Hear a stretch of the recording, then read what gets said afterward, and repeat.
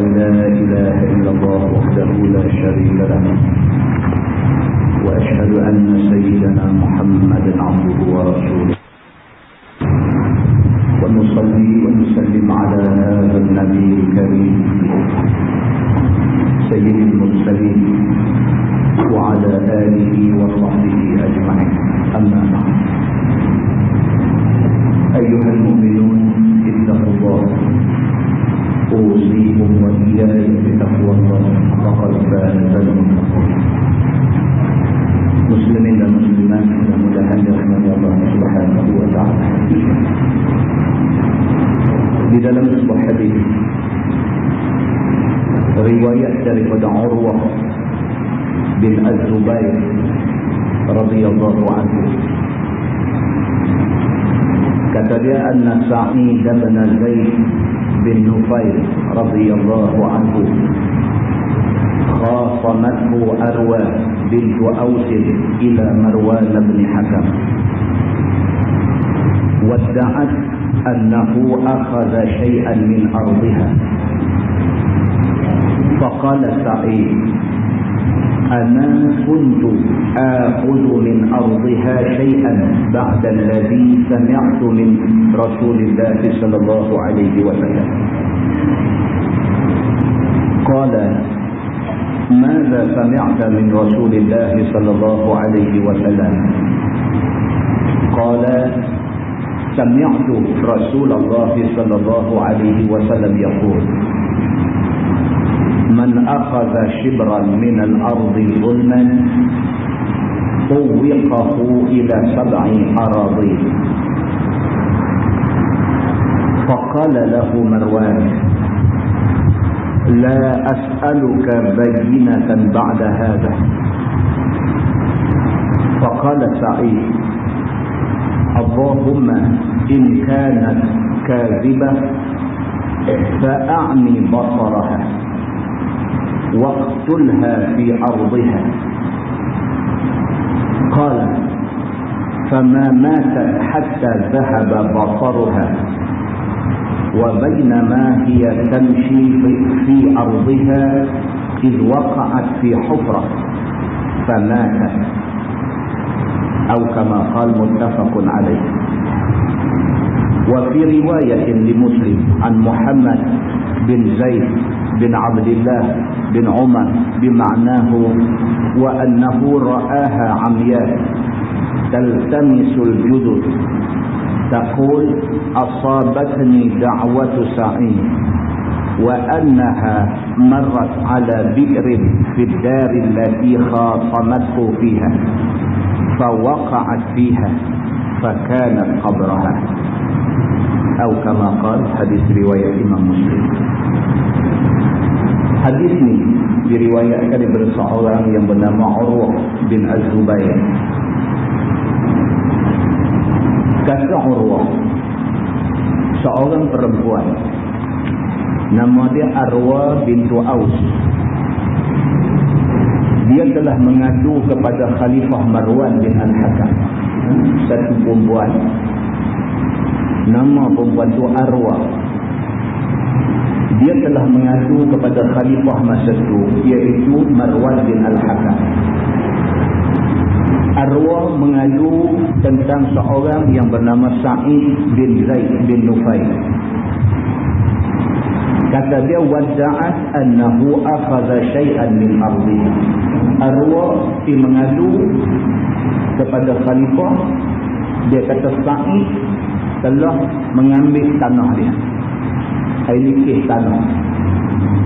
Satu orang perempuan nama dia Arwah. Dia mengadu dekat khalifah. Dia mendakwa satu orang yang bernama Sa'id bin Zaid telah mengambil tanah dia secara tidak betul. Gitu. Faqala Sa'id ana kuntu akhudhu min ardiha shay'an ba'da alladhi sami'tu min Rasulillah sallallahu alaihi wasallam. Sa'id kata memang dulu dia ada ambil tanah kawan. Sa'id yang dituduh mengambil tanah Arwah secara zalim, dia mengaku Dia kata memang dulu dia ada ambil tanah kepunyaan arwah. Dulu dia ada ambil, dia kata. Kemudian dia ada dengar Nabi SAW bersabda. Nabi kata, Nabi SAW kata, man akhadha shibran minal ardi zulman tuwiqahu ila sab'i aradi. Nabi SAW bersabda, Nabi kata barang siapa ambil tanah orang walau sejengkal, tanah orang punya, dia kata hak dia punya. Barang siapa yang mengambil tanah orang shibran walaupun sejengkal je dia ambil, tuwiqahu ila sab'i aradi. Nabi SAW kata dia akan dikalungkan di tengkok dia dengan 7 lapis bumi. Pembahasan cerita dia. Satu orang perempuan nama dia Arwah. Dia pergi jumpa khalifah. Dia mengadu dekat khalifah. Dia kata satu orang yang bernama Sa'id telah ambil tanah dia secara zalim. Khalifah panggil Sa'id ni main depan khalifah. Khalifah tanya dia, betul ke kamu ada ambil tanah Arwah ni?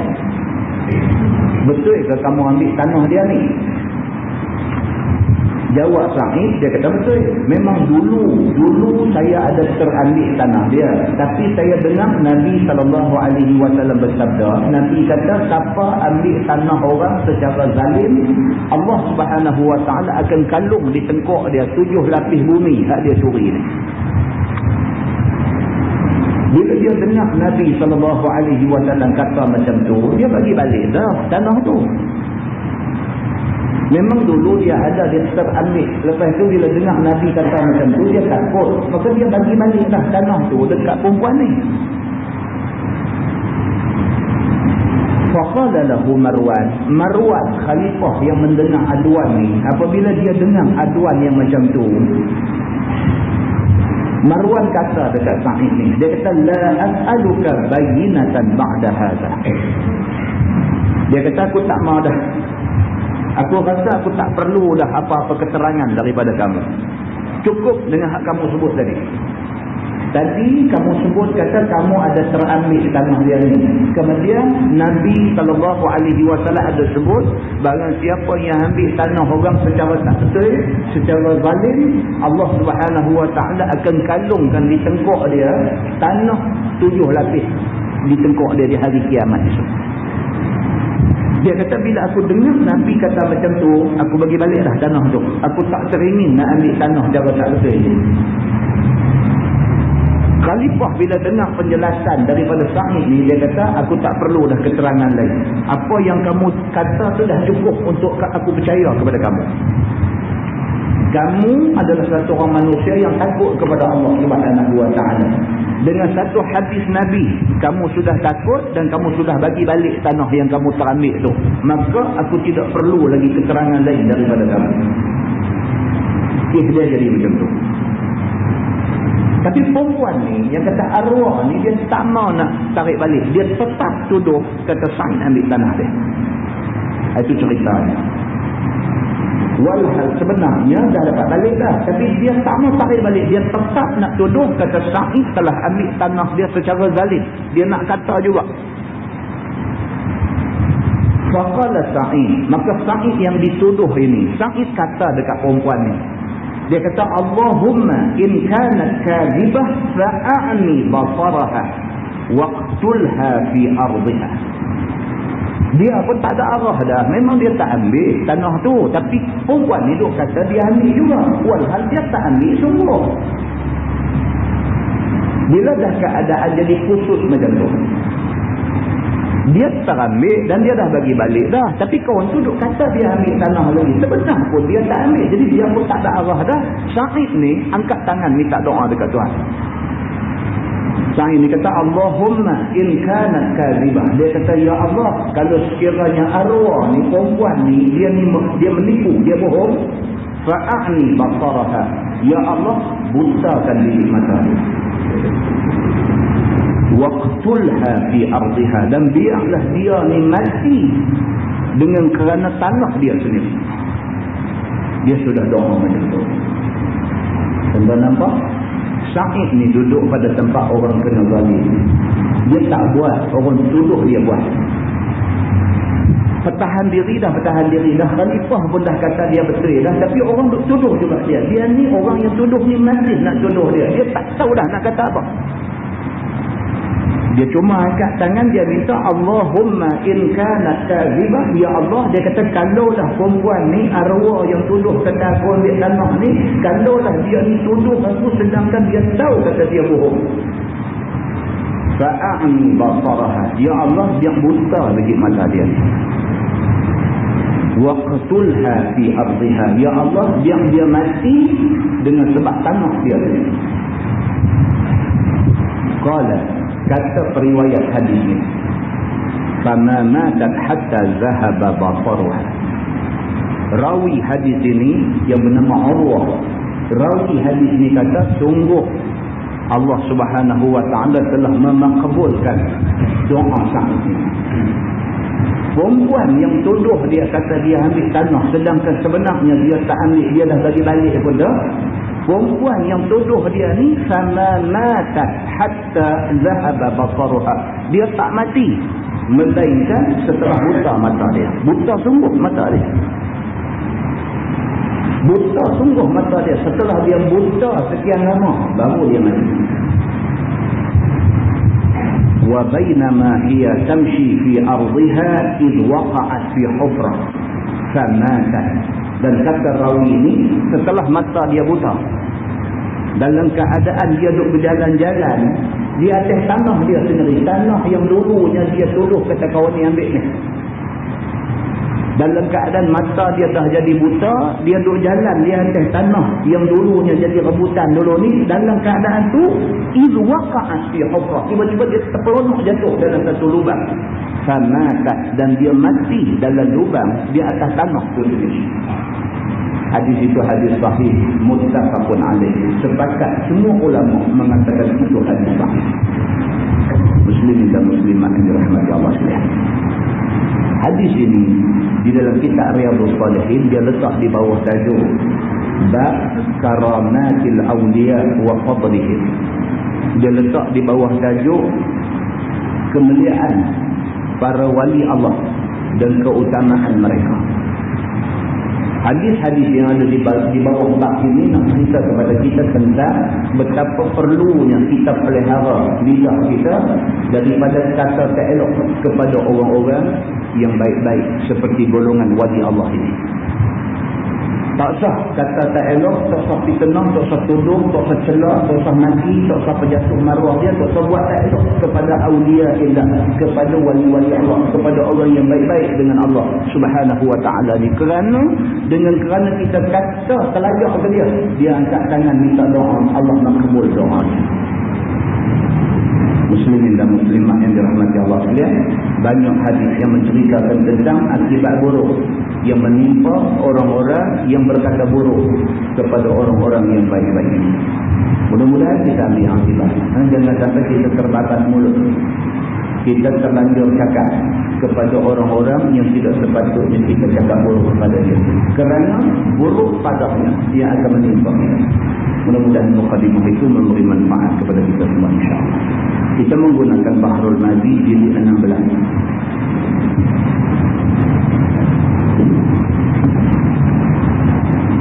Muka surat 8. Bahrul Mazi jilid 16. Muka surat 8. Kita masuk satu masalah. Kita masih lagi berada di bawah tajuk cerita tentang mimpi. Mimpi orang yang beriman itu satu juzuk daripada 46 juzuk kenabian.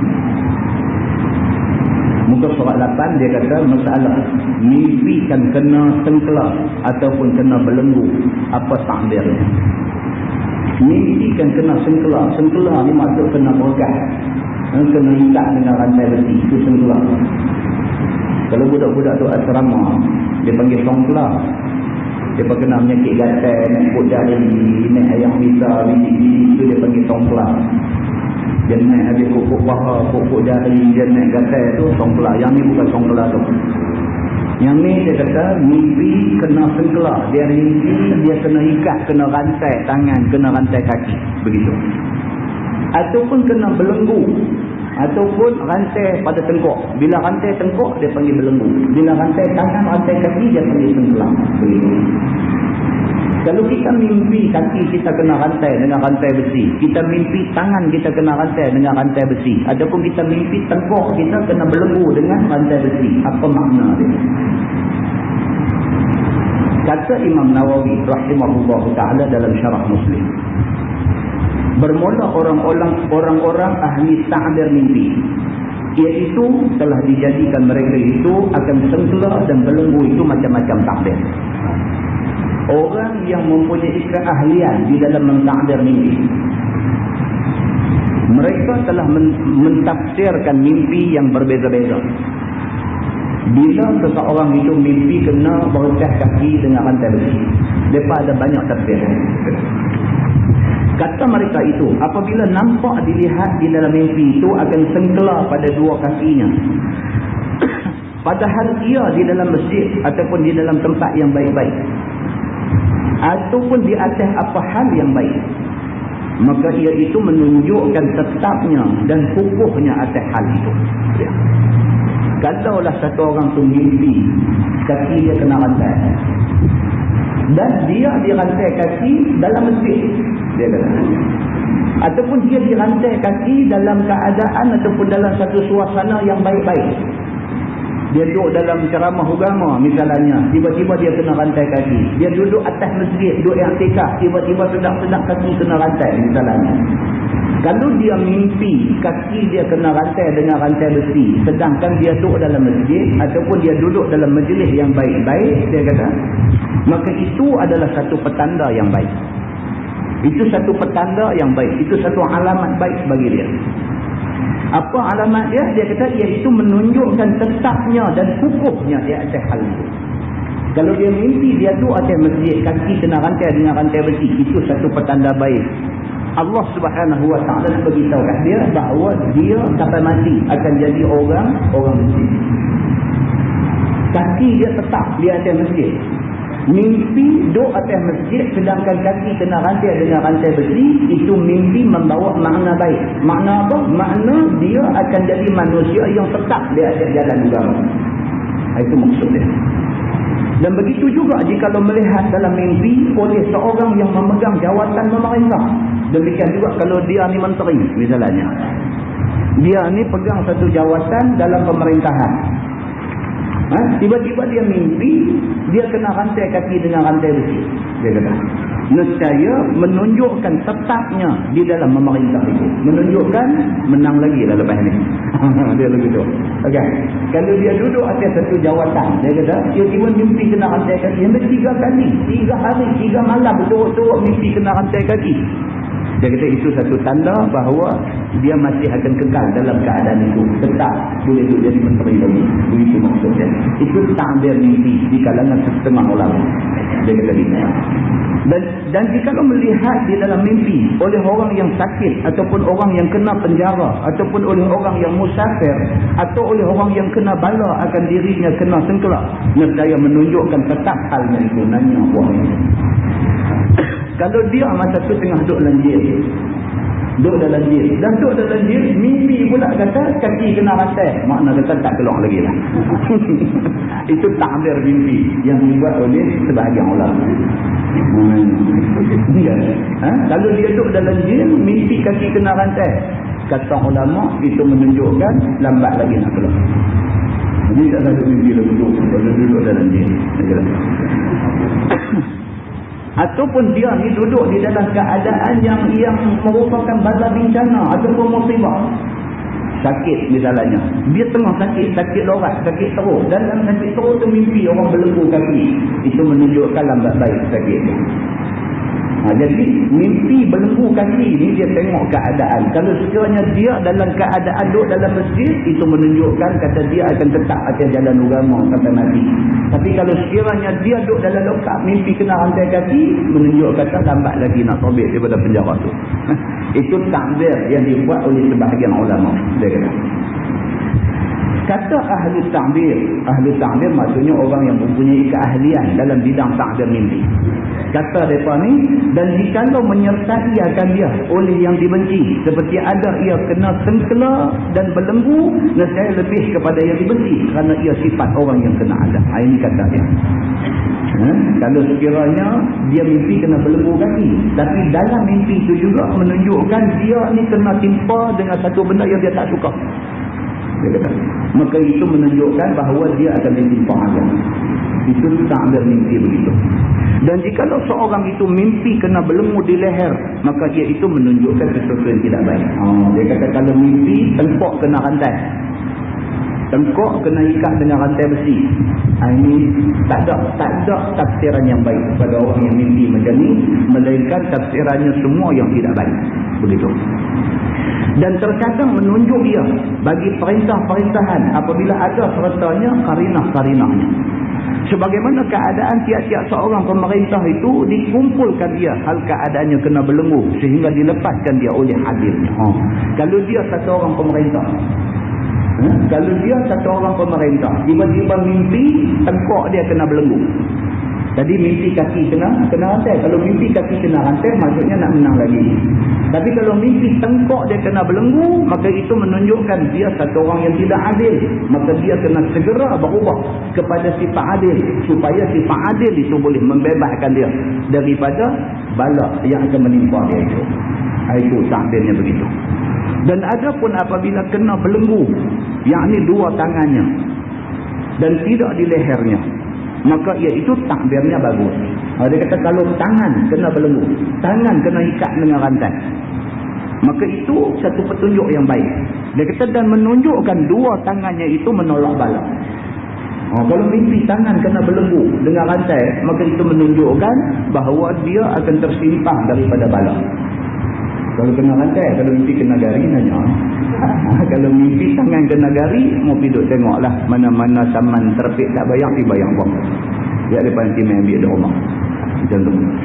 Baik, dia kata dan terkadang menunjuk atas bakhil dirinya. Dan kadang-kadang kalau mimpi tangan kena belenggu dengan rantai, itu menunjukkan dia ni kedekut. Kalau dia mimpi macam tu, fahamlah bahawa Tuhan nak bagi amaran kat dia. Pasal dia ni kedekut sangat. Begitu. Dan terkadang menunjukkan atas ketiadaan sampai apa maksudnya. Yang ni yang mau diperbuatnya. Kadang-kadang mimpi kena belenggu tangan ni menunjukkan hajat tak tercapai. Kalau dia ada satu cita-cita, ada satu hajat, tiba-tiba duk mimpi, duk ulang mimpi yang tu aja. Malam ni mimpi tu, esok mimpi tu, mimpi tangan duk kena rantai. Maka itu menjadi satu petunjuk bahawa hajat tidak akan tercapai. Ini ilmu takdir ni.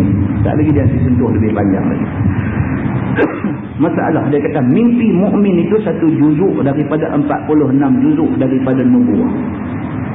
Itulah yang datang oleh Abu Isa At-Tirmizi. Satu riwayat seperti katanya an Ubadah bin Samit anna Nabi sallallahu alaihi wasallam qala ru'yal mu'min juz'un min 46 juz'an min an-nubuwah. Diriwayatkan daripada seorang sahabat Nabi sallallahu alaihi wasallam, nama dia Ubadah bin Samit radhiyallahu anhu, bahwasanya Nabi sallallahu alaihi wasallam telah bersabda, ya, bermula mimpi orang mukmin itu sepenggal daripada 46 penggal daripada nubuah. Ini hadis yang kita baca bulan lepas, dia ulang lagi sekali. Kata At-Tirmizi, dan pada bab ini ada riwayat daripada Abi Hurairah dan Abi Razin Al-Uqaili dan Abi Sa'id dan Abdullah bin Amr dan Auf bin Malik dan Abdullah bin Umar dan Anas bin Malik, dan katanya ini hadis sahih. Itu semua dia hurai kita baca bulan lepas. Tentu buka muka surat sebelah. Buka muka surat sebelah. Bab zahabat an-nubuwatu wa baqiyat al-mubasyirat. Ini tadi bab. Iaitu bab pada menyatakan hadis yang membicarakan hilang jadi nabi, yakni hilang wahyu dan tinggal penyukaan hadis. Ini satu bab kita nak tengok malam ni, nak cerita tentang zahabat an-nubuwah. Maksudnya bila Nabi Muhammad sallallahu alaihi wasallam wafat, bila Nabi wafat, zahabat an-nubuwah, tak ada dah nabi selepas itu. Walaupun tak ada Nabi, wa baqiyat al-mubasyirat. Dia kata tetapi masih ada baki lagi, masih tinggal lagi berita-berita yang menggembirakan. Maksudnya ayat Quran dulu bila turun dekat Nabi, itu satu kegembiraan bagi sahabat. Contoh kita dah dengar banyak kisah bila kita duk baca kisah, baca kitab ni, kisah sahabat-sahabat Nabi yang mereka ni duk tertunggu-tunggu apa keputusan Tuhan tentang satu-satu benda. Dan kisah sahabat yang tidak ikut berperang dulu ni, dia tak ikut perang. Bila Nabi SAW balik daripada medan perang, maka dia beratoklah sahabat-sahabat yang tak ikut pergi perang ni, beratok nak jumpa Nabi, kemudian nak mengaku lah, kata kami ni salah lah, tersilap lah, apalah, macam-macam, bagi 1001 alasan untuk nak pertahan diri kerana tak turun pergi berperang. Ada seorang sahabat ni, Ka'ab, seorang sahabat mai depan Nabi, orang lain semua mai duk cerita bagi alasan apa semua, Nabi lepas, bagi alasan Nabi lepas, sampai dekat dia habaq terus terang dekat Nabi. Dia kata saya ni, dia kata sebenarnya bukan ada apa-apa, bukan ada uzur apa tu, hak depan tadi semua bagi tahu kata mereka ada uzur tak boleh pergi perang. Saya cakap terus terang, saya tak ada uzur apa, cuma saya tak pergi perang ni kerana saya betul-betul apa, saya ni jenis ghalib, saya ni jenis cuai. Bila dah pagi orang nak bertolak pergi ke medan perang, saya baru kalang kabut duk cari barang nak bawa dan sebagainya, sebaik-baik sahaja saya siap. Dia kata Rasulullah dengan sahabat-sahabat dah pun bertolak, saya tak boleh nak ikut dah, tak tahu pergi ke mana. Saya mengaku betul-betul saya tak pergi perang ni kerana kecuaian saya, bukan kerana saya ada uzur apa. Dia ingat bila dia cakap benar macam tu, kok Nabi nak cakap tak apalah. Rupanya tak, Nabi marah ke dia. Nabi marah kerana kecuaian dia menyebabkan dia tak boleh pergi perang. Kerana dia tak boleh pergi perang, sahabat yang turun tak cukup ramai. Kerana tak cukup ramai, maka teruklah sahabat-sahabat yang turun pergi berperang, kena berperang kerana bilangan tidak cukup. Nabi sudah marah ke dia. Nabi tunjuk muka merah, Nabi beralih pergi ke lain. Maka dia ni ditinggal dalam keadaan berasa bersalah sangat. Dia ni berasa dia bersalah sangatlah kerana tidak ikut pergi berperang ni. Tidak cukup dengan tu, Nabi SAW pesan pula dekat sahabat-sahabat semua. Nabi kata jangan ada siapa hidup campur dengan dia. 30 hari dia kena boykot. Tak ada siapa pergi bercampur gue dengan dia.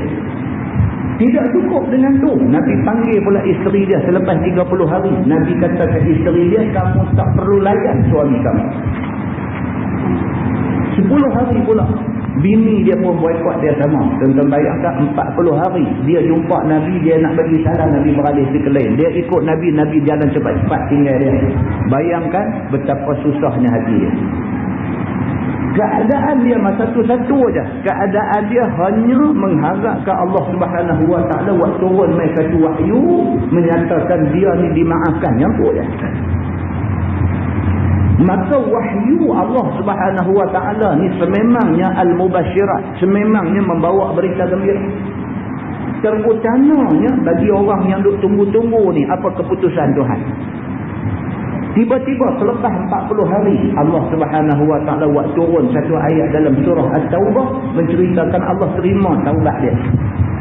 Ayat tu turun selepas Nabi SAW selesai sembahyang subuh. Nabi pun bila terima ayat tu, Nabi terus beralih dekat sahabat ni. Nabi kata tolong siapa-siapa pergi jumpa dengan Ka'ab ni, pergi bagi tahu dekat dia Allah Subhanahu Wa Taala sudah terima taubat dia, dia boleh berguih balik dengan kita. Dia ni, sahabat ni bila dengar macam tu pakat seronok, lari serbu pergi rumah dia. Sahabat ni semua sayang kat dia. Tapi apa nak buat, Nabi SAW perintah suruh boykot dia. Sahabat pergi rumah dia daripada jauh ni, sahabat dah riau dah.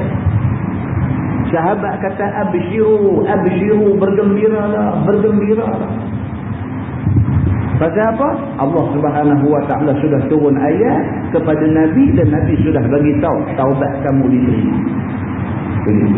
Maka ayat Quran ataupun wahyu ni, dia ni betul-betul al-mubasyirat. Dia betul-betul berita yang menggembirakan. Sahabat-sahabat Nabi misalnya, sebahagian daripada mereka dulunya minum arak. termasuk Sayyidina Umar Al-Khattab radhiyallahu anhu minum arak. Bila turun ayat pertama bagi tahu kata arak ni ada baik ada tak baik, sahabat berasa tak puas hati. Sebab ayat tu tak muktamad bagi tahu boleh tak boleh minum. Sayyidina Umar pergi rumah Nabi, dia kata, ya Rasulullah, mintalah supaya Tuhan bagi keputusan yang jelas tentang soal arak. Turun pula ayat yang kedua bagi tahu kata jangan semayang kalau sekiranya mabuk. Sahabat yang minum arak ni berasa tak puas hati juga. Sayyidina Umar lebih-lebih lagi tak puas hati kerana dia kuat minum arak. Dia pergi jumpa Nabi, dia kata, ya Rasulullah, tak puas hati dan tak boleh. Kata Allah turun satu ayat bagi tahu boleh tak boleh minum arak. Sehingga turun ayat ketiga kata arak ni haram. Maka Sayyidina Umar Al-Khattab puas hati. Maka turunnya ayat itu betul-betul menggembirakan Sayyidina Umar Al-Khattab. Ini ayat Quran, ini wahyu. Tajuk malam ni dia kata zahabat an-nubuwah wa baqiyat al-mubashirah. Telah pergi kenabian. Maksudnya Nabi dah pergi dah. Nabi dah tak ada dah. Nabi dah wafat dah. Walaupun Nabi wafat, tidak bermakna Nabi wafat wahyu tak turun maka orang Islam tak gembira. Tak makna macam tu. Sebaliknya, walaupun Nabi SWT ada datangkan ilham-ilham yang baik kepada orang yang baik-baik di dalam mimpi mereka, maka mimpi juga termasuk di dalam al-mubashirah, di dalam perkara yang baik-baik. Ini tajuk dia nak bagi tahu kat kita malam. Ketahuilah saudaraku, sesungguhnya jadi Nabi dan khabar wahyu itu putus dia dengan wafat Nabi kita, Nabi Muhammad SAW. Dia kata bila Nabi Muhammad wafat, tutup cerita Nabi tutup. Kalau ada satu orang main-main duk abang, dia kata ni saya pun nak abang tak kena, tak abang pun tak kena, tapi duk rasa bersalah bila tak abang. Dia kata apa hal? Tapi hang jangan terkejut tu main macam tu. Kita kata apa hal? Dan semalam ni Jibril turun main. Dia kata saya ni Nabi. Elok muka buih dia buat batas ubi. Dia tak boleh pakai ni orang. Sebab apa? Bila Nabi Muhammad SAW wafat, tak ada Nabi dah. Tak ada siapa main mengaku kata dia Nabi. Tak ada siapa main mengaku kata dia terima wahyu. Tak ada dah. Wafat Nabi, tutup cerita Nabi dan tutup cerita wahyu. Tak turun dah wahyu dan tidak ada dah Nabi yang baru dibangkitkan. Tak ada. Begitu. Maka sebelum wafat Nabi kita, wahyu itulah sebesar-besar penyukaan orang Islam. Dia kata. Orang Islam macam kita kata tadi memanglah duk tunggu-tunggu wahyu. Tunggu aja, lepas semayang tunggu tengok ada tak ada wahyu baru turun. Kalau ada Nabi nanti baca. Sahabat bila dengar ayat Quran wahyu yang baru turun ni berasa seronok, berasa gembira. Sahabat-sahabat kadang tengok Nabi naik unta, tiba-tiba unta berhenti berjalan. Ketat kaki unta tu. Duk tengok muka Nabi nampak berpeluh. Peluh mercik turun daripada muka Nabi. Sahabat tahu dah Nabi sedang terima wahyu, masing-masing sahabat duk tunggu. Bila habis wahyu turun, unta pun steady balik, Nabi bercelak mata balik, Nabi baca ayat Quran yang dia baru terima. Sahabat menerima ayat Quran ini dengan hati yang cukup seronok. Ini cerita dia. Kerana apa satu perkara yang diperbuat oleh orang Islam pada waktu ada hayat Nabi SAW adalah turun khabar yang membetulkan salahnya ataupun memuji perbuatan yang baik dan lain. Zaman Nabi dulu, apa benda pun wahyu turun. Kalau benda yang kecil-kecil, sahabat tanya Nabi, memadai dengan Nabi abang saja. Tapi kalau benda besar, sahabat tanya Nabi, Nabi tak boleh nak abang, Nabi tunggu Allah bagi tahu kat dia. Maka Allah bagi tahu dengan turunnya wahyu. Ini zaman Nabi SAW dulu macam tu. Apabila putus wahyu, maka putuslah jadi Nabi dan jadi Rasul. Bila dah tak ada Nabi, tak ada Rasul, tak ada wahyu. Begitu. Dan tiadalah lagi Rasulullah kemudian daripada wafat Nabi kita, Nabi Muhammad SAW. Mati aja, wafat aja Nabi Muhammad, tak ada Nabi dah. Dan itulah yang dikhabarkan oleh Nabi kita pada segala sahabatnya. Seperti yang tersebut dalam hadis yang dikeluarkan oleh Imam At-Tirmizi. Kata dia an Anas bin Malik radhiyallahu anhu qala Rasulullah sallallahu alaihi wasallam inna ar-risalah wan nubuwah qad inqata'at fala rasul ba'di wala nabi. Diriwayatkan oleh seorang sahabat Nabi SAW. Nama sahabat itu ialah Anas bin Malik radhiyallahu anhu. Kata dia telah bersabda Nabi SAW bahwasanya jadi Nabi dan jadi Rasul itu telah putus dia dengan wafatku. Nabi habaq terus terang. Nabi kata aku wafat aja, tak ada Nabi, tak ada Rasul. Jangan ada siapa yang mengaku dia Nabi, dia Rasul selepas aku wafat. Maka tiada lagi Rasulullah dan tiada seorang pun Tuhan jadikan Nabi kemudian daripada wafat aku itu. Nabi perjelaskan benda ni. Maka siapa mendakwa dirinya jadi Nabi ataupun mendakwa jadi Rasulullah kemudian daripada wafatku, maka dakwanya itu batal juga. Jelas, benda ni jelas. Tuan-tuan tahu kumpulan Qadiani, kumpulan Bahai di Malaysia orang sebut Bahai. Dalam bahasa ni dia panggil Bahai. Kan? Kumpulan Bahai Qadiani, dia pun mengaku kata ada Nabi lain jadi lepas Nabi Muhammad. Gulam apa, Mirza Gulam apa tu dia kata Nabi juga dia. Ini semua adalah batal. Dia kata tak betul. Ini adalah satu kepercayaan yang sesat. Begitu. Senang aja cerita lepas daripada wafat Nabi tak ada Nabi. Habis. Tak usah dia alim macam mana, tak usah dia warak macam mana, tak usah ada benda pelik-pelik berlaku kepada dia, tak usah. Yang ni semua tidak menjadi satu bukti bahawa dia Nabi. Begitu. Maka jaga-jaga jika ada kemudian daripada hayat Rasulullah SAW itu orang yang mendakwa dirinya Rasulullah, maka jangan dengar dakwanya itu. Itu dia. Kalau ada, tu percaya. Tuan-tuan tengok berapa kali dia ulang tak apa ya. Pasal apa? Pasal dia tahu akan ada sebahagian daripada orang yang mengaku Islam yang kemudiannya diterima Nabi lain pula dah selepas daripada wafat Nabi Muhammad. Kerana dakwa mengatakan ada Nabi itu semata-mata bohong. Tak boleh ada dah Nabi selepas Nabi Muhammad. Masalah dia kata.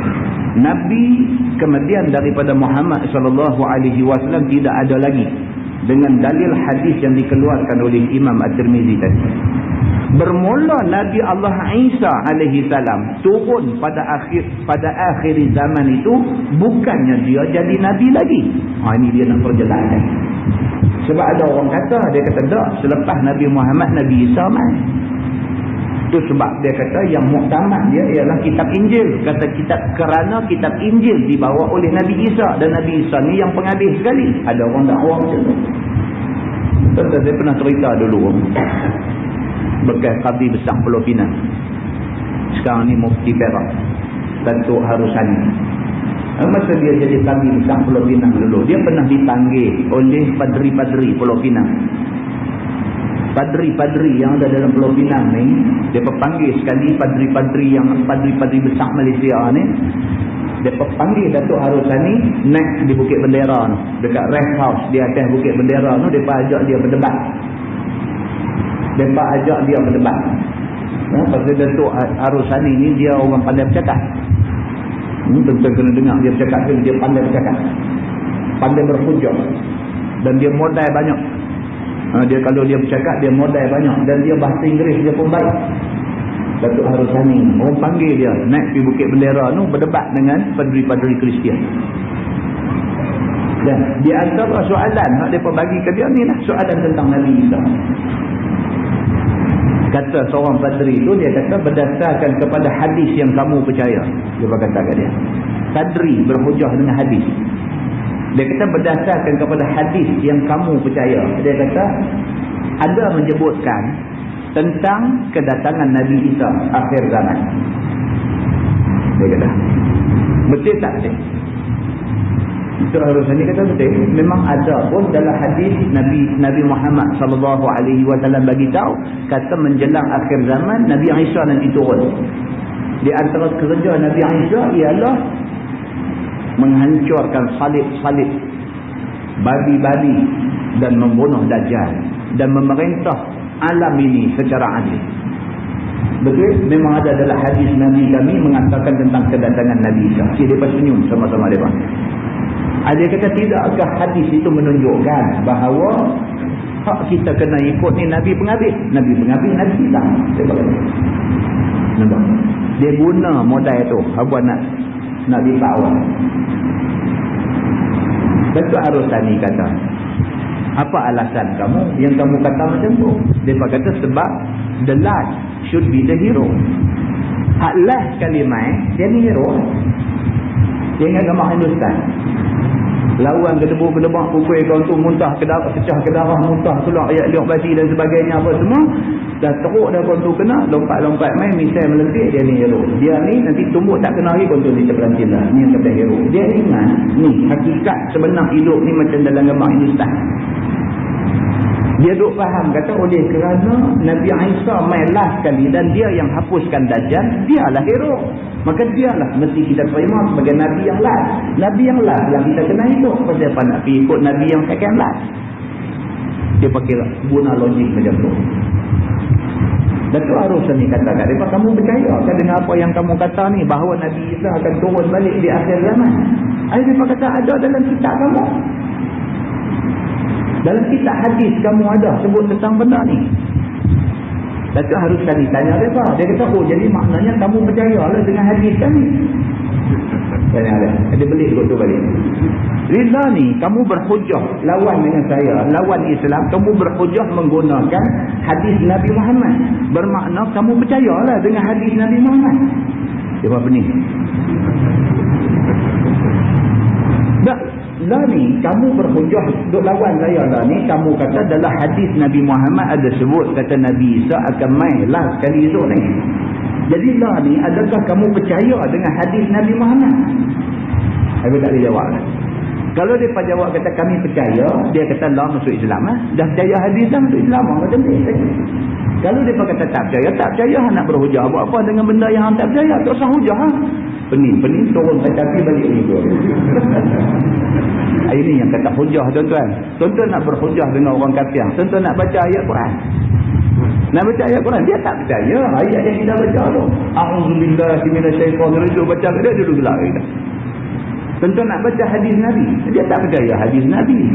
Nak berhujah dengan mereka ni kena guna logik dia. Guna logik akal, dia fikir short balik gitu je. Nak memang lagu tu pun dah dia nak berhujah nak guna hadis Nabi. Hang percaya ke hadis? Kita kalau kita nak berhujah, kita akan guna benda yang kita percaya untuk berhujah. Kalau dia guna hadis Nabi Muhammad, makna dia percaya kepada hadis Nabi Muhammad. Bermakna dia percaya kepada Nabi Muhammad. Kalau dah percaya Nabi Muhammad, tak payahlah tu berhujah lagi. Masuk Islam sudahlah. Pening. Balik gitu aja. Okay. Ini cerita yang berlaku yang begitu. Akhir zaman itu memang Nabi Isa alaihi salam akan diturunkan. Dia turun bukan jadi Nabi. Dia Nabi. Tapi dia turun bukan sebagai satu Nabi baru yang membawa syariat baru. Begitu. Dan bukannya dia turun membatalkan syariat Nabi Muhammad SAW yang ada berjalan sekarang ini. Bukan kata bila dia turun ni, Quran ditolak di tepi. Tunggu wahyu lain pula turun. Dah. Nabi Isa turun, dia membawa syariat Nabi Muhammad SAW. Nabi Isa tidak ikut kitab Injil. Dia turun esok ni, dekat nak kiamat esok, dia turun, dia bawa syariat Nabi Muhammad SAW. Baik. Bahkan turunnya itu sebagai jadi khalifah Rasulullah SAW saja. Dia turun tu bukan sebagai Nabi yang membawa satu syariat, tapi dia turun sebagai khalifah Rasulullah. Khalifah Rasulullah maksudnya pengganti kepada Rasulullah SAW. Khalifah tu maksudnya pengganti. Seperti mana Sina Abu Bakar, Sina Umar, Sina Osman, Sina Ali, mereka ni khalifah. Mereka adalah pengganti Nabi, bukan jadi Nabi. Seperti mana Sina Abu Bakar, Sina Umar, Sina Osman, Sina Ali menjadi pengganti Nabi, maka begitulah Nabi Isa alaihi salam menjadi khalifah Nabi, menjadi pengganti Nabi, bukan menjadi Nabi yang baru turun dan membawa syariat baru. Dah. Begitu. Seperti mana Sayyidina Abu Bakar, sungguh dia kata. Seperti mana Sayyidina Abu Bakar dan Sayyidina Umar tu, bukan dan Sayyidina Muhammad. Tolong kau betul. Turunnya Nabi Isa ni, dia kata menjadi khalifah Rasulullah. Seperti mana Sayyidina Abu Bakar, Sayyidina Umar, Sayyidina Osman dan Sayyidina Ali dan lainnya yang menjadi pengganti Rasulullah sallallahu alaihi wasallam semata-mata. Sungguh juga ada setengah hukum Nabi Muhammad itu berubah pada masa turun Nabi Isa itu, tetapinya semuanya dengan nas daripada Nabi Muhammad sallallahu alaihi wasallam belaka. Kalau ada satu dua benda yang Nabi Isa buat belai sikit, hak belai tu Nabi Muhammad sebut dah. Dia kata, bukan Nabi Isa terima wahyu baru dah. Dia kata, wahyu tak turun dah. Last sekali turun kepada Nabi Muhammad sallallahu alaihi wasallam saja. Begitu. Dan turun Nabi Isa ke dunia ini menghukum dengan adilnya. Dia turun sebagai nak bagi manusia satu dunia rasa keadilan Islam di atas dunia. Lah tuan-tuan rasa adil tak lah ni? Lah ni tuan-tuan rasa adil tak? Orang Islam semata-mata kerana ada janggut, bila sampai di Amerika, mereka telanjangkan orang ni di airport. Adil tak buat macam ni? Apa kita nak buat? Lah ni baca surat abang ni dalam seminggu ni cerita tu. Orang Islam tak kira daripada mana, daripada Malaysia ke, daripada negeri Arab ke, daripada mana ke, kalau pergi Amerika dalam masa yang terdekat ni, kalau pergi di Amerika, mereka tengok nampak muka macam mereka tahan, lepas tu mereka londeh bagi tak pakai apa, mereka cek habis semua, 3 hari mereka bagi minum ayam saja, nanti tak bagi makan apa, tak bagi apa pun tak ada, bagi minum ayam saja 3 hari. Mereka dera macam tu semata-mata kerana Islam. Punya jahatnya Amerika. Ambil kesempatan daripada peristiwa hak berlaku dekat dia tu, ambil kesempatan daripada tu, habis Islam dia lenyek habis. Dia lenyek habis-habis. Satu dunia menyatakan bantahan, dia tak peduli. Satu dunia. OIC bersidang apa, rata tempat orang bersidang, negara-negara Islam ni melalui pertubuhan-pertubuhan yang ada, bersidang, nyatakan bantahan kepada Amerika, dia tak ada ihram. Kalau hampa rasa tak selesa, main di negeri kami londeh, hampa rasa tak selesa, tak sama. Punya angkuhnya. Macam tu, semata-mata kerana Islam. Punya jahatnya Amerika. Ambil kesempatan daripada peristiwa hak berlaku dekat dia tu, ambil kesempatan daripada tu, habis Islam dia lenyek habis. Dia lenyek habis-habis. Satu dunia menyatakan bantahan, dia tak peduli. Satu dunia. OIC bersidang apa, rata tempat orang bersidang, negara-negara Islam ni melalui pertubuhan-pertubuhan yang ada, bersidang, nyatakan bantahan kepada Amerika, dia tak ada ihram. Kalau hampa rasa tak selesa, main di negeri kami londeh, hampa rasa tak selesa, tak sama. Punya angkuhnya Amerika ni. Punya angkuhnya. Nak boleh buat apa? Harap doa lah. Orang Islam lah ni harap doa je. Nak lawan senjata tak kuat. Harap doa je. Doa pun tungkui. Pasal apa? Pasal orang Islam hari ni berterabut dengan dosa. Doa tungkui. Kalau boleh dapat orang macam Sa'id tadi ni, hadis mukadimah kita baca tadi, orang macam tu doa dia tajam, mustajab doa. Angkat tangan aja minta, ya Allah, kalau sekiranya perempuan hak tuduh aku ni, kalau sekiranya dia ni kazibah, kalau sekiranya dia ni bohong, buta akan mata dia, Allah bagi buta. Pasal apa? Pasal doa dia mustajab di sisi Allah Subhanahu wa taala, pasal dia ni termasuk dalam kumpulan auliaillah, masuk dalam kumpulan wali Allah. Kita hari ni kurang, bukan kata tak ada, kurang usaha ke arah mewujudkan orang-orang yang mempunyai taraf wali Allah. Kurang usaha ke arah tu. Kita lebih kepada belajar ilmu sampai peringkat PhD, ilmu tinggi dan sebagainya, tapi doa tumpul juga. Pasal apa? Pasal tak berhenti. Diri tak berhenti. Sahabat-sahabat Nabi dulu, di kalangan tabi'in dulu, ada orang-orang yang macam ni. Orang-orang yang doa mereka ni mustajab, doa mereka tajam, angkat tangan minta aja, Allah makbul tu. Pasal apa? Pasal bersihnya diri mereka ni menyebabkan Allah Subhanahu wa taala rasa tak patut, tak makbul doa mereka ni. Kita akan baca lagi lepas ni banyak hadis yang menceritakan tentang orang-orang yang macam ni, orang-orang yang mustajab doa ini. Tak kenal, orang tak kenal mereka ni. Tak jadi satu tokoh terkenal, tidak jadi satu orang yang popular, tidak jadi satu orang yang satu dunia semua sanjung, tak jadi pun. Kadang-kadang mereka ni orang yang tersorok daripada pandangan mata orang. Tak kenal pun kata mereka ni orang baik, tetapi orang ni Allah kenal. Manusia tak kenal. Manusia tak kenal orang ni. Tapi orang ni hak duduk tercerok, hak duduk tersorok, hak duduk tak nampak pada mata orang ni, kalau dia angkat tangan minta dekat Allah, makbul tu. Ini kita kena ada usaha ke arah memperamaikan, memperbanyakkan orang-orang hak macam ni. Pasal apa? Pasal ni dulu ulama dulu ada tulis kitab, dia kata ad-du'a silahul mu'min. Dia kata doa menjadi senjata kepada orang yang beriman. Doa tu senjata. Angkat tangan aja minta, Allah Subhanahu Wa Taala makbul. Kita duduk dalam dunia ni nampak makin sehari makin panas, makin sehari makin tak puas hati. Islam dilayan di seluruh dunia dengan cara yang orang Islam tak boleh terima. Dengan cara yang kita rasa tak boleh terima. Tentu bayangkan satu orang Yahudi, orang Israel mati menyebabkan ada pihak menuntut hutang darah. Satu Israel mati, mereka bunuh balik orang Islam satu orang. Tapi 100 orang Islam mati, tak dilayan suara kita minta supaya ada pihak bangkit menuntut kematian orang Islam. Tak ada. Di peringkat antara bangsa macam tu, nyawa orang Islam ni sama nyawa dengan ikan kalui. Ikut suka dia nak lesiang bila, dia nak potong bila, dia nak rendang, nak goreng, nak buat apa bila, ikut suka. Sebab orang Islam sudah dihina oleh Allah Subhanahu Wa Taala. Quran sebut, duribat alaihimuz zillatu aynama tuqifu illa bihablin minallahi wa hablin minan nas.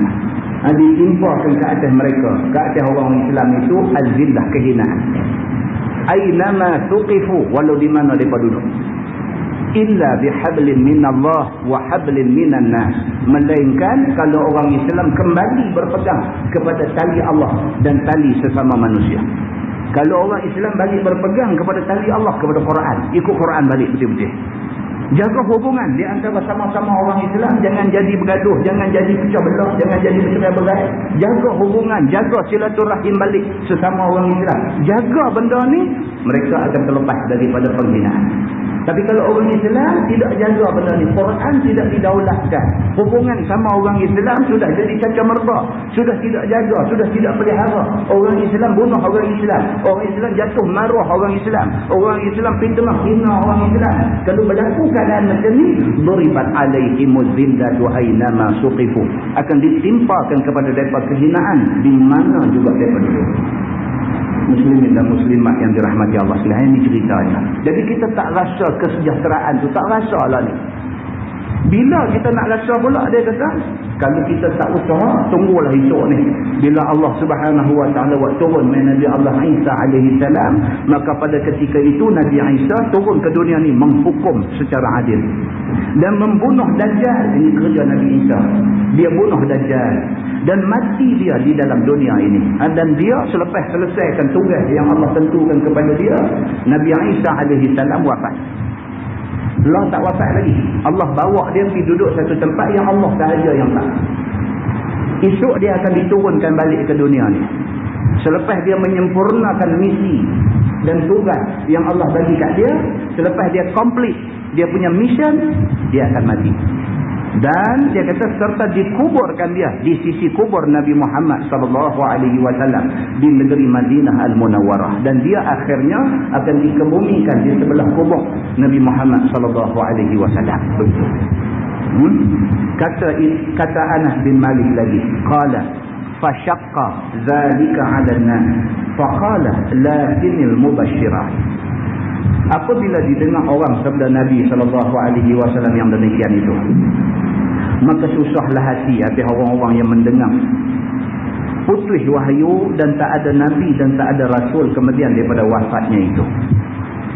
Bila dilihat oleh Nabi sekalian, sahabatnya susah hati. Lalu bersabda Nabi, sungguh pun wahyu dan jadi Nabi itu sudah putus, tetapi penyukaan hati itu kekal adanya sampai kiamat. Ini sahabat Nabi. Bila Nabi cerita kat mereka, Nabi kata esok ni bila mati, bila wafat saja aku ni, wahyu dah tak ada dah. Nabi kata macam tu. Bila Nabi kata macam tu, sahabat jadi sedih. Tentu bayangkan, selama ni sahabat-sahabat apa masalah pun jumpa Nabi. Apa masalah pun. Tentu pernah dengar cerita seorang sahabat Nabi balik ke rumah. Sampai di rumah, buka pintu rumah, tengok ada satu jantan lain. Ada satu jantan lain tengah berzina dengan bini dia. Ini berlaku pada seorang sahabat Nabi. Cerita yang menjadi sebab kepada turunnya ayat li'an dalam fiqh munakahat. Seorang sahabat balik ke rumah. Zaman Nabi ni, balik ke rumah. Buka pintu bilik, tengok ada satu jantan lain tengah zina bini dia. Bila dia tengok benda macam tu, apa dia nak buat? Dalam keadaan menangis, berlari pergi ke rumah Nabi SAW. Sampai di rumah Nabi terus dia mengadu ke Nabi. Dia kata, ya Rasulullah, dia kata isteri aku berzina. Nabi bila dengar macam tu, Nabi kata kat dia dua je. Nabi kata dekat dia, betul kamu kata isteri kamu berzina? Dia kata betul. Aku tengok dengan mata aku. Dia kata bini aku sedang berzina dengan orang lain. Nabi kata kat dia, wa'man 4 orang saksi. Wa'man 4 orang saksi ataupun kamu direjam sampai mati. Nak cari saksi macam mana? Dia balik-balik tadi tengok benda tu jadi, dia terus keluar. Ni kalau pergi pula tak ada adalah tuang dalam kawah jahat ni. Dia kata nak cari saksi mai di mana? Dia kata tapi dia kata saya tengok sendiri. Memang betul. Dia kata isteri saya berzina. Nabi golek kepala. Nabi kata 4 orang saksi ataupun kamu direjam sampai mati. Sebab itu aja hukum yang ada pada masa itu. Dia kata ya Rasulullah. Dia kata aku cakap hak sebenar. Dia kata apa satu faedah aku tuduh bini aku buat benda tak elok. Tapi hak ni sebenar. Aku tengok sungguh bini aku berzina. Dia kata. Nabi kata bawa mai saksi. Nabi kata kalau tidak bersedia untuk direjam sampai mati. Itu hukum. Nabi dia tak mau nak pindah-pindah hukum. Kalau itu hukum yang Allah putuskan, itulah hukum dia. Kecewa lah dia. Dia terus minta dekat Allah di depan Nabi. Dia kata ya Allah, turunkanlah sesuatu yang boleh membersihkan aku daripada hukuman ini. Nak buat apa dah? Tak boleh kata apa. Sama macam kisah kita baca dalam mukadimah hadis tadi. Dia dah kata tanah kau ni dia dah bagi balik. Kau ni duk kata dia ambil juga. Memang dia bagi balik sungguh. Duk kata juga. Lah nak kata apa? Minta ya Allah kalau dia ni bohong, minta dia ni buta mata sebelum mati. Ini pun serupa. Dia dah tak boleh kata apa dah. Lah depan Nabi dia kata ya Allah, mintalah turun satu keterangan, satu ayat, satu apa yang boleh membersihkan aku daripada hukuman yang Nabi nak jatuhkan aku. Nabi pun tak kata apa kat dia. Selesai. Tunggu Allah buat turun ayat tentang li'an. Li'an ini khusus untuk suami dan isteri. Kalau sekiranya suami melihat isteri dia berzina, maka suami boleh mengadu kepada hakim. Kemudian hakim akan panggil isteri dia, tanya betul tak betul suami kamu tuduh kamu berzina. Kalau dia kata betul, maka isteri dihukum rejam sampai mati. Kalau dia kata tak betul, maka suami dengan isteri diminta supaya bersumpah. Suami sumpah kata demi Allah, aku cakap betul bini aku ni memang berzina. Sebut 4 kali. Kali kelima dia kata kalau sekiranya aku ni cakap tak betul, aku sedia untuk terima murka Allah. Isteri pun jawab balik, dia kata demi Allah, dia kata dia cakap betul, dia tak berzina, laki dia bohong, laki dia tipu dia. Dia cakap macam tu. Kalau sekiranya yang kelima, dia kata kalau sekiranya saya ni cakap bohong, dia kata saya bersedia untuk menerima laknat Allah. Itu yang kata li'an tu, laknat Allah. Lepas tu, lepas balik dua-dua orang sahabat. Dua-dua tak. Laki kata bini berzina, bini kata tak, bini kata laki tipu.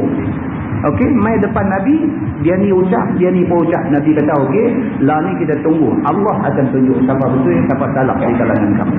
Nabi kata betul. Cuma Nabi kata Nabi kata berani kamu bersumpah dengan nama Allah sedangkan salah seorang daripada kamu menipu. Nabi kata. Lepas tu Nabi kata pergi balik. Kemudiannya Nabi kata, kalaulah sekiranya perempuan ni beranak esok ni, keluar main satu anak, perut betih dia besar, biji mata dia bulat, rambut dia kencit, Nabi kata pasti perempuan ini berzina. Nabi kata kita tunggu tengok 9 bulan tuan-tuan, perempuan ni beranak, keluar anak sebiji macam Nabi kata, perut betih dia besar, biji mata dia bulat, rambut dia kencit. Orang bagi tahu dekat Nabi benda ni. Bila Nabi dengar, Nabi golek kepala. Nabi kata, kalaulah sekiranya Allah benarkan, aku akan rejam perempuan ni sampai mati. Maknanya daripada hadis tu jelas menceritakan bahawa perempuan ni itu, dia sememangnya berzina sungguh. Dia terlepas atas dunia. Akhirat dia terima balasan yang berganda. Muslimin dan muslimat yang dirahmati Allah sekalian. Baik, dia kata bila dilihat Nabi akan sekalian sahabatnya susah hati. Susah hati lah bila dengar kata esok ni Nabi tak ada, wahyu pun tak ada, sahabat susah hati. Kerana sahabat ni masalah apa pun jumpa Nabi. Sampai masalah balik rumah isteri berzina pun pergi jumpa Nabi. Apa masalah pun mengadu kepada Nabi. Mereka tak boleh bayangkan kalau Nabi tak ada macam mana. Contoh macam kita lah ni di rumah. Kita ketua keluarga. Yang kata ketua keluarga ni semua kita buat. Yang kata ketua keluarga ni semua kita buat. Daripada cari makan, daripada balik main makan apa saja. Semua dah ketua keluarga, sampai bayar bil api, bil air pun kita buat. Sampai pibuh minyak kereta pun kita buat. Sampai bil merekin pun kita buat. Semua kita buat. Isteri ni duduk di rumah aja. Contoh bayangkan kalau kita mati. Contoh bayangkan kalau kita mati. Macam mana keadaan dia? Ni isteri yang kita tak pernah ajak dia buat apa pun masa kita duduk ada ni. Bayangkan kalau kita mati. Dah mati dah, masuk lokap dah. Mati teruk lagi lah. Bayangkan kalau kita mati ni apa nak jadi? Patah kaki ni tak tahu nak buat apa. Nak bayang bil listrik pun tak tahu nak pergi bayang taman lah. Oh dia tahu bil ayam, bil api bayang di pejabat pos. Dia kata ni bil handphone nak bayang ni mana. Dia tak tahu sampai macam tu. Pasal apa? Pasal dia sangat bergantung kepada suami dia. Sahabat-sahabat dulu sangat bergantung kepada Nabi SAW. Bila kata Nabi wafat, Allahu Akbar, tak ada ganti Nabi. Mereka tak boleh bayang macam mana mereka nak hidup kalau Nabi tak ada. Tempat bergantung, tempat rujuk sudah tak ada. Macam mana mereka nak mengadu diri mereka ni? Begitu. Bila dilihat Nabi sekalian sahabatnya susah hati itu, lalu bersabda dia, sesungguhnya, sungguh pun wahyu dan jadi Nabi itu putih, tetapi penyukaan hati itu kekal adanya sampai kiamat. Nabi kata tak apa, walaupun Nabi dah tak ada, tetapi al-mubasyirah, benda-benda yang menyukakan hati kamu tetap ada. Nabi kata macam tu. Masalah putih wahyu dan tak ada Nabi kemudian daripada Nabi Muhammad SAW. Sesungguhnya dengan sepotong hadis yang tersebut itu, tahulah kita akan wahyu itu putih. Dan susah hati sahabat-sahabat Nabi mendengarkan putih wahyu itu. Ya. Daripada hadis tadi kita fahamlah bagaimana sahabat-sahabat Nabi ini cukup bergantung kepada Nabi. Cukup bergantung kepada Nabi. Kerana dengan putus wahyu itu, tiadalah ada lagi apa satu alamat yang menunjukkan mereka itu dapat mencapai kesukaan. Itu dia.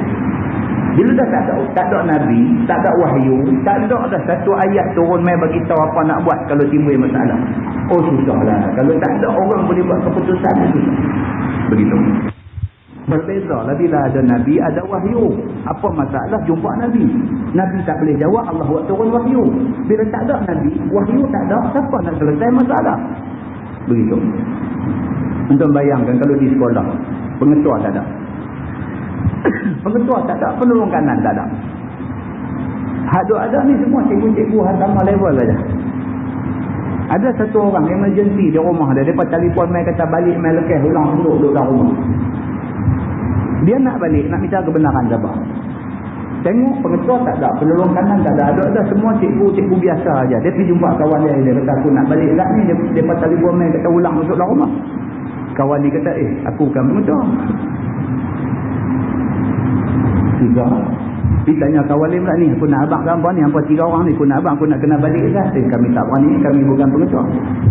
Dan ni apa-apa jadi kami nak buat dulu, kami tak mani. Dah dia kata apa bayar kuih di mutua, dah balik di mutua dah. Bukan apa, nak satu orang yang boleh buat keputusan, kata okey tak apa balik. Nak dengar yang tu aja, tapi nak boleh kata yang tu kena ada ketua. Kena jadi ketua baru boleh bagi kebenaran. Tak ketua nak bagi kebenaran macam mana? Dia kata saat ni aku bagi yang keluar pergi jadi apa kat saat ni mampu aku kena jawab. Dia tak berani lah. Bila tak berani susah pun. Nulang dulu dia bohong. Bagaimana? Ini ceritanya. Jadi ini yang dikatakan perlu kepada ketua. Nabi SAW kata kalau bermusafir 2 orang, lantik seorang jadi ketua. Demikian juga Nabi kata kalau bermusafir 3 orang, 4 orang ataupun berapa ramai sekalipun yang pi musafir, pi rombongan, lantik seorang jadi ketua. Tujuan dia apa? Tujuan dia tak lagi bila timbul benda nak kena ada keputusan, dia ni yang diberi mandat sebagai ketua akan buat keputusan. Ya. Rombongan daripada sini nak pergi Kuala Lumpur, nak berhenti tang mana? Seorang kata kita berhenti inilah apa nama RNR Bukit Merah ni. Seorang dia kata Bukit Merah dekat sangat, dia kata kita pergi atas sikit lagi. Seorang lagi dah kita berhenti Ulu Yam. Dia kata Ulu Yam dah jauh dekat Kuala Lumpur dah, berhenti balik berhenti Kuala Lumpur tu duduk sengkak tu. Lain-lain bas tak jalan daripada tempat nak bertolak. Pasal sengkak tempat nak berhenti tak lagi, tak boleh nak buat keputusan. Lantik seorang ketua. Jadi dia dah duduk bincang nak berhenti tang mana, ketua buat keputusan. Ketua kata kita berhenti Bukit Merah. Itu perlunya ketua. Maka dia beritahu dekat kita di sini, bila dah Nabi SAW abang kata esok ni bila Nabi wafat wahyu tak ada, sahabat susah. Siapa nak jadi ketua? Siapa nak buat keputusan apabila timbul masalah? Maka iaitu dengan ajaran Nabi dan nasihatnya dan teguknya dan pimpinannya dan ajaknya kepada kebajikan, teranglah kepada mereka itu dapat mencapai kesukaan dan kebajikan. Dengan pimpinan Nabi Muhammad SAW cantik ya? Dengan kepimpinan Nabi Muhammad, dengan tunjuk ajak Nabi Muhammad, dengan nasihat Nabi Muhammad, dengan adanya Nabi Muhammad, semua jadi cantik. Itu perlunya kepada Nabi sebagai ketua. Bila sudah Nabi melihat akan sahabat-sahabat susah hati dan mereka itu kelihatan berduka cita kerana putus wahyu itu, maka ia pun lalu bersabda, tak usahlah sekalian kamu berduka cita dan bersusah hati.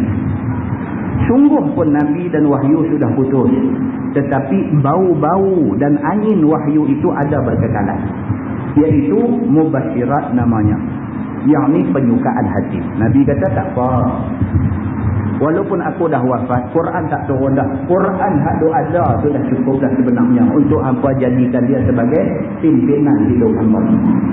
Ayat-ayat Quran hak ada, pesan-pesan aku yang ditinggal adalah hadis itu al-mubasyirat.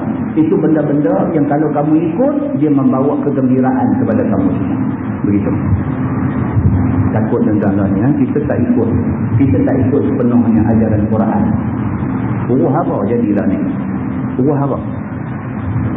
Hari Khamis lepas. Hari Khamis lepas tu dekat Roundabout JPJ tu.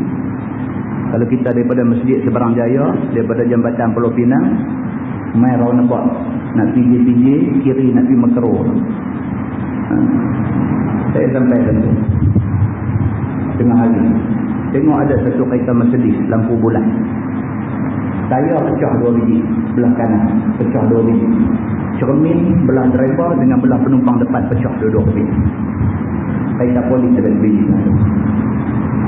Kita tengok kita takut ni apa pula cerita. Untuk baca surah Abang Allahu Akbar. Bunuh lepas rampas duit, bunuh lepas bunuh, bakar pula bagi hangus dalam kereta. Ni apa ni nak jadi ke manusia ni? Manusia sudah hilang kemanusiaan. Manusia sudah disemai dengan sifat kebinatangan. Pasal apa? Pasal dia tidak ada satu undang-undang yang boleh memelihara kesejahteraan. Undang-undang yang boleh pelihara kesejahteraan ni undang-undang Allah. Allah buat manusia, Allah tahu undang-undang apa yang sesuai dengan manusia. Kita tak pakai. Duduk main macam ni. Masuk dalam rumah, rogol ibu. Anak umur 7 tahun, 8 tahun, rogol sekali. Lepas tu bunuh dengan mak dengan anak sekali. Kes perempuan Bangladesh di mana ni? Kuala Lumpur ke mana tu? Dalam minggu ni. Minggu baru lepas. Masuk rogol mak tu, anak umur 7 tahun 8 tahun rogol juga, lepas tu bunuh 3 beranak. Jorok dengan kain tolak. Tuan boleh bayang tak manusia buat kerja tu, ambil kain tolak jorok tengkok budak umur 7 tahun, jorok tengkok sampai mati.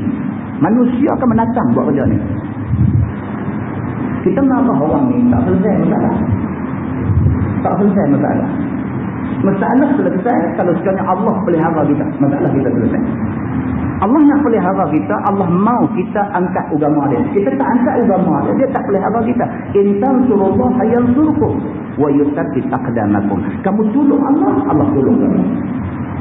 Kita tak tolong angkat agama dia, dia tak jaga kita.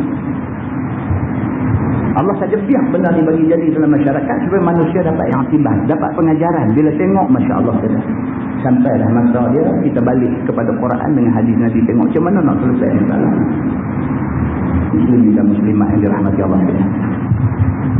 Telefon satu kawan polis dan tanya apa cerita tu dekat roundabout Perai tu. Oh, dia kata gangster. Daripada hemang dah kawan ni daripada bank lagi, dia pergi bank buat peluang duit RM20,000 kata. Bawa dengan kereta dia pergi ikut. Sampai dekat traffic light tu ada satu kereta blok bonti depan, dia nak pergi tak boleh, dia main pecucuk tayak kereta dia, bagi pecah 2 biji, dia smash cermin bagi pecah, ambil duit lari. Tentang tak ada keamanan. Tak apa dah duit sampai RM10,000. Ini kawan gaji pun tak sampai RM1,000. Pergi dekat auto teller machine, jolok ambil duit, ambil pun RM150 ambil. Ambil tu pasal apa? Pasal ada pun banyak tu je. Hak lebih dia tak ambil peluang lah. Ada duit banyak tu je. Bawa peluang tu tak ada nak buat dalam kopek. Dia pamer. Perang ambil lari. 100 lebih pun dia balas dia. Punya tak takutnya manusia kepada apa yang dia dalam. Muslimin dan muslimah yang dirahmati Allah sekalian. Yang kita takut. Allah Subhanahu wa taala suruh kita pelihara. Keamanan tidak akan dapat dipelihara melainkan Allah memeliharakan keamanan kita. Inilah yang cuba nak beritahu kepada kita di dalam kitab kita baca.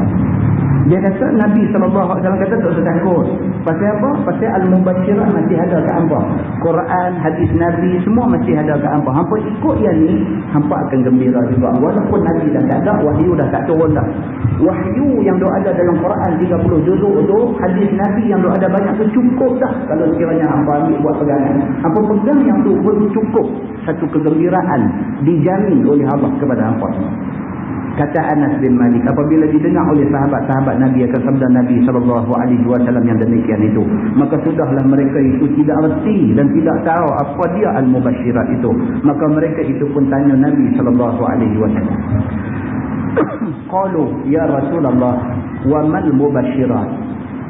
Qala ru'yal muslim wa hiya juz'un min ajza'in nubuwah.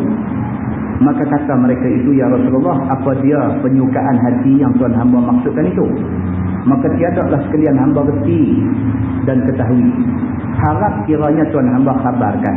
Sabda Nabi SAW, bermula penyukaan hati ataupun mubasyirat itu ialah mimpi orang Islam. Di antara mubasyirat ialah mimpi orang Islam. Orang Islam mimpi macam kita bincang tadi, mimpi dia kena rantai kaki atas masjid, itu tanda bahawa dia akan diizinkan Allah untuk hidup dan mati dalam keadaan Islam, begitu. Maka ialah satu juzuk daripada beberapa juzuk wahyu. Kerana apabila seorang Islam bermimpi atas sebagai mimpi yang betul, nescaya dapat apa alamat kesukaan dan juga dapat alamat yang tidak baik. Maka apabila ada alamat kesukaan, nescaya dapat beradab dengan segeranya kepada berlindung daripada kejahatan itu dan taubat kepada Allah. Kalau ditakdirkan dia mimpi yang tak elok, mimpi tengkok kena rantai misalnya, itu membawa satu takbir, satu tafsiran yang tak baik, maka segeralah dia bertaubat banyak-banyak pada Tuhan. Bertaubat banyak-banyak pada Tuhan, minta supaya Allah Subhanahu wa taala ubah dia bagi jadi dia orang yang baik. Dia lipat gandakan ibadat dia. Sebab apa? Pasal mimpi-mimpi itu semua memberi amaran kepada dia. Bagus. Dia kata-kata akhir mimpi, dan pada bab ini ada riwayat daripada Abi Hurairah dan Huzaifah bin Asif dan Ibni Abbas dan Ummi Kari dan Abi Asif, dan bermula ini hadis hasan lagi sahih lagi gharib, dan telah dikeluarkan oleh Imam Bukhari di dalam sahihnya pada kitab Ru'yah, dalam bab mimpi. Wallahu a'lam. Lepas ni kita tengok bab qauluhu ta'ala lahumul busyra fil hayatid dunya. Lepas ni kita nak tengok potong ayat Quran. Allah Subhanahu wa taala ada sebut dalam Quran lahumul busyra fil hayatid dunya. Bagi mereka itu kegembiraan di dalam hidup di dunia. Apa maksud ayat itu? Wallahu a'lam. Soalan tentang hukum li'an. Apakah hukum kepada pasangan lelaki dan wanita setelah kedua-dua pihak melafazkan li'an? Hukumnya ialah mereka ni tercerai dan tidak boleh lagi kahwin sampai dia li'an. Tidak boleh ada yang lagi. Pasal kita tak mengajar bab tu. Yang tu bab tu dia duduk dalam bab munakahat. Kita baca bab tu dan dijumpa. InsyaAllah kita akan sambung bab munakahat yang kita baca di Masjid Kelang Lama dulu. Kita ada baca bab munakahat di Masjid Kelang Lama dulu. Kita berhenti sebelum tajuk nafkah. InsyaAllah kita akan baca di mana-mana masjid selepas ini. Kita akan sambung dengan bab munakahat. Bab ni penting tuan-tuan. Bab munakahat ni penting. Dan bab munakahat ni sebenarnya kita kena faham sebelum kita ambil balik. Kena faham ni li'an ni semua ni. Kita akan jumpa bab zihar. Banyak kali saya sebut benda zihar. Suami menyamakan isteri dia. Suami menyamakan fizikal isteri dia dengan mana-mana bentuk fizikal orang yang dia haram kahwin.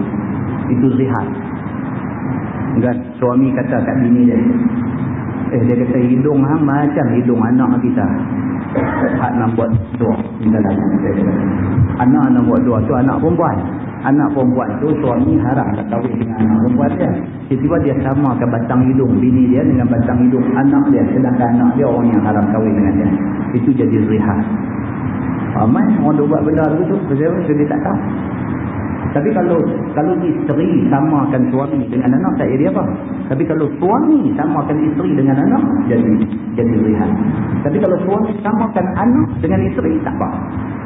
Isteri tu tak boleh sama dengan orang yang haram kahwin. Sama dari segi fizikal. Fizikal benda yang tengok nampak lah. Rambut, hidung, kening, badan, apa semua ni. Kalau sama benda yang bukan fizikal, tak jadi. Dia kata seorang macam seorang mak aku. Dia kata tak apa. Pasal seorang tidak fizikal. Ini zihar.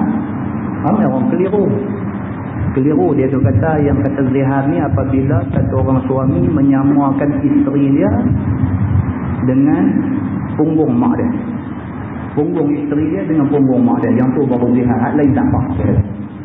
Pasal apa dia faham macam tu? Pasal dalam kitab-kitab fiqh lama ni, dalam kitab-kitab fiqh lama tu guru dulu dia bawa contoh macam tu. Dia kata anti ka zahri ummi. Hang ni dia kata kat bini dia, hang ni belakang hang macam belakang mak aku. Dia bawa contoh macam tu. Bila dia buat contoh macam tu, orang yang baca kitab tu aja, tak baca kitab lain. Dia kata kalau sama sempurna baru jadi zihar, hak lain tak apa dah dah. Ambil betul sangat.